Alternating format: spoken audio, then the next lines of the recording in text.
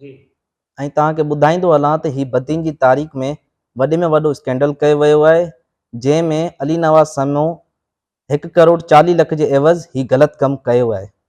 इन में सभिनि खां अॻिते ऐं सभिनि खां पहिरियों त सुपरवाइज़र तपेदार अली नवाज़ समूह आहे।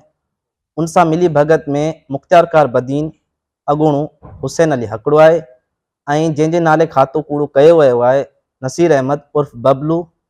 इहे टे सभिनि खां वधि में वधि कसूरवार आहिनि। इन्हनि सभिनि जे ख़िलाफ़ सख़्त खां सख़्त कार्रवाई कई वञे, इन्हनि खां सख़्त सज़ा ॾेई वञे।